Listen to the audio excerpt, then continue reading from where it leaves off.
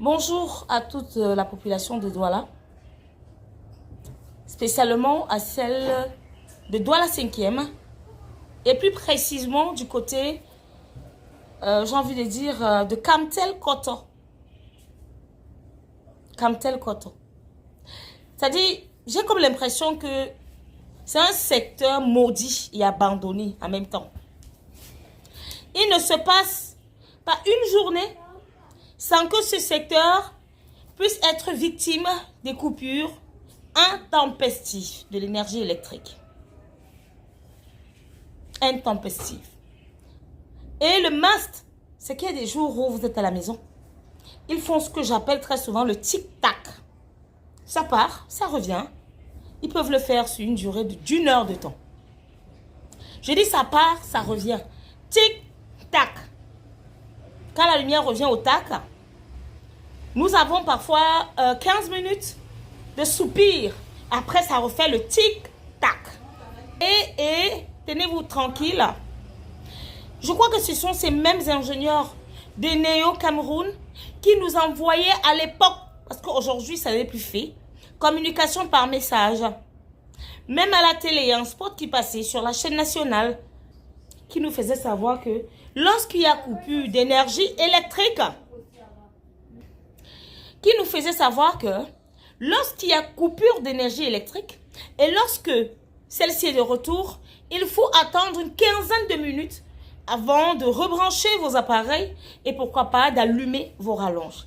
Mais à cette allure-là, quand vous faites le tic-tac, dans l'intervalle de 15 minutes que vous demandez justement pour attendre avant de brancher quoi que ce soit, vous vous moquez de qui à la fin?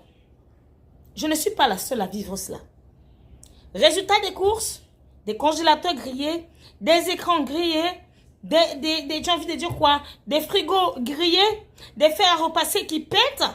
Parce qu'effectivement, quand vous ramenez votre énergie, les volts sont super hauts. Et du coup, lorsqu'une personne se lève, la personne attendait que ça revienne pour peut-être passer un coup de fer sur son vêtement, ça éclate. Vous imaginez les risques? Est-ce que vous imaginez, vous imaginez dans quelles conditions vous mettez nos vies à risque? Les ampoules alors, c'est de l'eau à boire. C'est le premier point que je voulais dénoncer. La deuxième chose que je veux partager avec vous, c'est qu'après investigation, il en ressort que ce imbroglio-là, ce désordre énergétique-là, ne se fait pas de lui-même. Parfois dans les taxis, tu entends, mais n'est-ce pas, il y a Lompanga, il y a même Velé. Pourquoi est-ce que nous souffrons encore? Les populations camerounaises sont mal informées.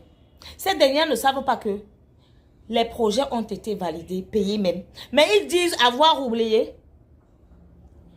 la partie du transport de l'énergie. C'est-à-dire, partant du barrage pour la redistribution, il faut encore construire autre chose. C'est arrêt, non? Et même ça, la deuxième chose que j'ai eu dire, c'est un plan, ce sera un plan pour que les Camerounais sortent dans les rues. Sortent dans les rues. Parce que parfois, quand je parle, oh, sortons, il faut appeler, il faut demander. Je dis que non, c'est pas à moi de dire aux gens sortez. Demandez que Eneo, c'est comment avec toi. Et vous me dites que oh, c'est pour le bien. Non. Pour le bien, ne travaille pas Eneo. Il va faire quoi? Quand vous allez citer son nom fatigué matin, midi, soir, ou citer le gouvernement, ils vont faire quoi? Ils vont faire quoi?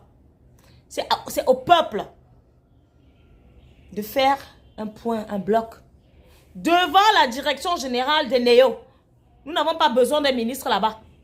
Nous avons un problème avec Néo et non avec le président de la République ou encore son gouvernement. Ok? Soyez courageux. Soyez courageux. Peut-être que vos appareils ne se grillent pas. Hein? Je n'ai plus rien chez moi. Pas de télé. Je n'ai plus rien chez moi. C'est tard pour le dire.